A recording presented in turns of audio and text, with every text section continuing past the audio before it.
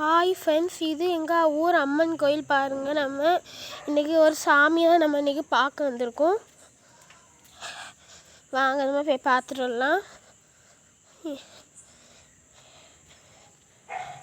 இன்றைக்கி நேரமாக எல்லா சாமிகளுக்கு பூஜைலாம் முடிச்சுட்டாங்க. நான் வர முடியாமல் இருந்தேன். பார்த்துங்க, வழக்கெல்லாம் கொளுத்திருக்கு. நாங்கள் பாருங்களாம், இதுதான் இது பெருமாள் சுவாமி, இதுதான் கிருஷ்ணர், ராமர், கிருஷ்ணர் எல்லா உருவமும் இருக்குது. இந்த சாமி மட்டும் வேறு.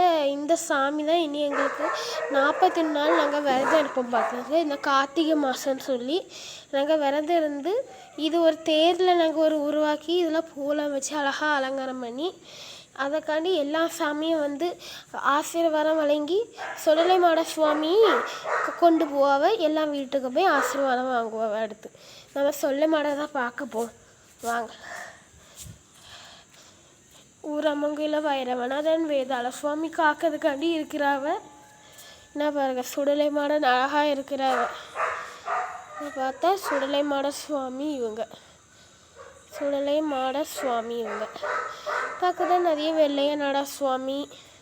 இதுக்காக தான் வெள்ளையநாத. இவர் தான் எங்கள் ஊரில் ஒரு பனை மரம் இருந்து பழைய காலம் கதை.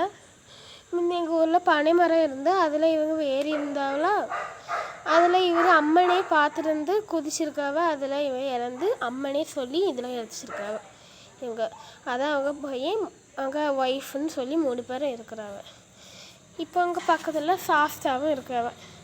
சரி, நம்ம பிடிச்சிருந்தா லைக் பண்ணுங்கள், ஷேர் பண்ணுங்கள், சப்ஸ்கிரைப் பண்ணுங்கள். பாய்.